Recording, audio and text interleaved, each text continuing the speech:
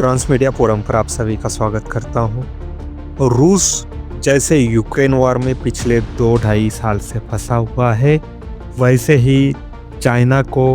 Taiwan की गाजर दिखाई जा रही है ताकि एक बार चाइना ताइवान के ऊपर अटैक कर देता है,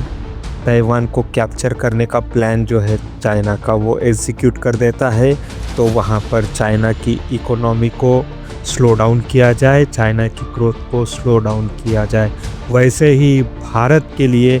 बांग्लादेश एक हम कह सकते हैं यूक्रेन वॉर साबित हो सकता है, या बांग्लादेश भारत के लिए ताइवान जैसा सिनेरियो शामिल हो सकता है, क्योंकि भारत को अब एक लालच दी जा रही है कि वो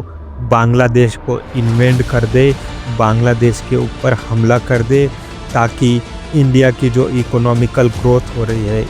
इंडिया की जो मिलिट्री पावर और इंडिया के जो वेपन्स एक्सपोर्ट हो रहे हैं उसको स्लो डाउन किया जा सके, इंडिया की ग्रोथ को स्लो डाउन किया जा सके। आपने देखा होगा दोस्तों, 6 महीने पहले ही जब शेख हसीना की गवर्नमेंट बांग्लादेश में रिजिम चेंज हुआ था और शेख हसीना को अपनी जान बचा के बांग्लादेश से भागना पड़ा था, तभी से बांग्लादेश जो है वो मुस्लिम उल्लेमा या मुस्लिम मुल्ला मौलवियों के हाथ में फंसा हुआ है। बांग्लादेश के अंतरिम जो केयर टेकर गवर्नमेंट के प्रमुख हैं मोहम्मद यूनिस, ये बांग्लादेश के जितने भी जमाते इस्लामी हुआ या बीएनपी जो बांग्लादेश की प्रमुख पार्टी है उसके हाथ की कठपुतली बन के खेल रहे हैं, और यही बांग्लादेश के जितने भी कट्टरपंथी है वो भारत को आए दिन चुनौती देते रहते हैं, धमकाते रहते हैं कि भारत का चिकन नेक जो है वो अब हमारे हाथ में है, हम भारत का आसाम, बंगाल और ये जो भारत के किनारे वाले स्टेट हैं उड़ीसा मिला के इसको कभी भी कैप्चर कर सकते हैं। ये सारी गीदड़ भपकी जो है बांग्लादेश के जितने भी कट्टरपंथी है वो इंडिया को देते रहते हैं, साथ ही साथ बांग्लादेश में जितने भी अल्पसंख्यक हैं उनके ऊपर भी ये बांग्लादेश के जो कट्टरपंथी है वो अन्याय अत्याचार कर रहे हैं, और उसकी हम लोगों को जो इमेज आ रही हैं वो बहुत ही डरावनी इमेज बांग्लादेश की तरफ से हमको आ रही है। साथ ही साथ अब आपको ये भी देखना होगा कि बांग्लादेश के लिए अब सिक्योरिटी चैलेंज भी उभरते हुए दिखाई दे रहा है। पिछले 6-7 महीने से बांग्लादेश ने बहुत ही ज़्यादा पॉलिटिकल एडवांटेज इंडिया के अगेंस्ट इंजॉय किया हुआ है, लेकिन अब म्यांमार में जो पिछले 2 साल से सिनेरियो चालू था, म्यांमार के जो रिबल्स थे जिन्होंने म्यांमार की जो आर्मी है उसको एक टाइप से वहाँ पर हरा दिया है, और बांग्लादेश का जो राखीने स्टेट है और यहाँ के जो रोहिंग्या है, ये जो मुस्लिम्स है, ये अब बांग्लादेश में बहुत बड़ी संख्या में आना चालू कर चुके हैं। ये जो राखीने आर्मी है म्यांमार की, अराकान आर्मी, ये अब धीरे धीरे करके ये जो म्यांमार का ओशियन कोस्ट का एरिया है इसको टोटली कंट्रोल उन्होंने अपने हाथ में ले लिया है। साथ ही साथ बांग्लादेश और म्यांमार का जो बॉर्डर जहां पर शेयर होता है 271 किलोमीटर का, वो भी अब अराकान आर्मी ने अपने कंट्रोल में ले लिया है। सनद रहे कि अराकान आर्मी जो है वो बौद्ध डोमिनेटेड एक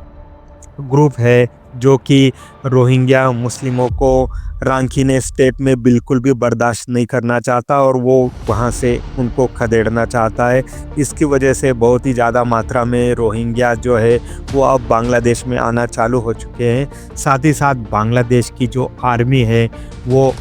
संख्या में तो काफ़ी बड़ी है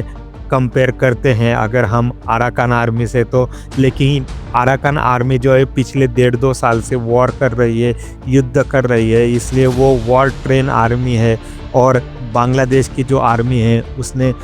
पिछले 60-70 साल से कोई भी युद्ध लड़ा हुआ नहीं है, वो सिटिंग डग आर्मी है। और बांग्लादेश आर्मी इस सिनेरियो को कैसे हैंडल कर पाएगी, इसके बारे में कोई भी एक्सपर्ट या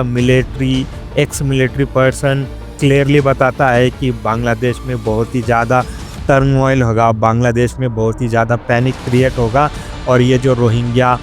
बांग्लादेश में आना चालू करेंगे बड़ी संख्या में, उसके वजह से बांग्लादेश के ऊपर बहुत ही ज़्यादा खतरा हो सकता है बांग्लादेश की इकोनॉमी जो है, बांग्लादेश की इकोनॉमी की कमर वहाँ पर टूट सकती है। ऐसे सिनारियो में अब इंडिया ने कुछ ज़्यादा एक्शन लेने की मोहम्मद यूनिस पर या बांग्लादेश के गवर्नमेंट पर ज़रूरत नहीं है। अभी इंडिया ने वेट एंड वॉच करना चाहिए, क्योंकि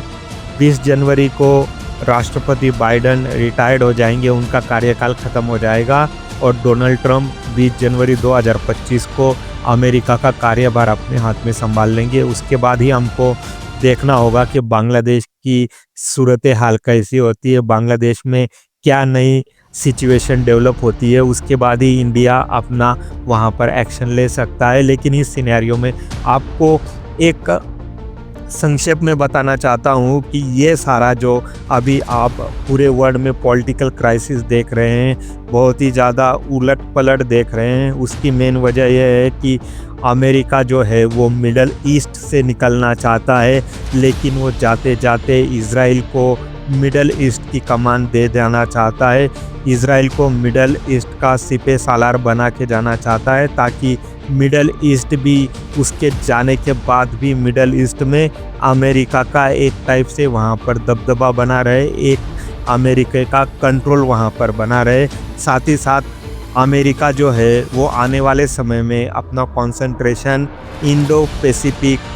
रीजन में करना चाहता है, क्योंकि इंडो पैसिफिक रीजन में अब उसको उभरता हुआ खतरा दिखाई देने लगा है। यहाँ की जो 4 प्रमुख इकोनॉमीज़ है वो अमेरिका को और अमेरिका के सैन्य ताकत को चैलेंज कर रही हैं। चाइना, इंडिया, जापान दबी जुमा में सही, लेकिन अमेरिका को अब धीरे धीरे आईना दिखाने लगा है। और रशिया, ये जो इंडो पैसिफिक में 4 मेजर पावर्स है उनके ऊपर अमेरिका फोकस करना चाहता है, स्पेशली चाइना के ऊपर फोकस करना चाहता है, क्योंकि आने वाले समय में चाइना जो है वो अमेरिका को सिक्योरिटी और इकोनॉमिक में बहुत ही ज़्यादा चैलेंज देने वाला है। और आने वाले समय में शायद हो सकता है कि सुपर पावर ये जो टैग है अमेरिका के ऊपर ये निकलता हुआ दिखाई दे, या उसका रंग हमको फीका पड़ता हुआ दिखाई दे। अभी के लिए इतना ही। अगर आपने हमारा चैनल ट्रांसमीडिया फोरम लाइक और सब्सक्राइब नहीं किया तो आपसे विनती है तुरंत हमारा चैनल ट्रांसमीडिया फोरम लाइक और सब्सक्राइब कीजिए। Thank you very much.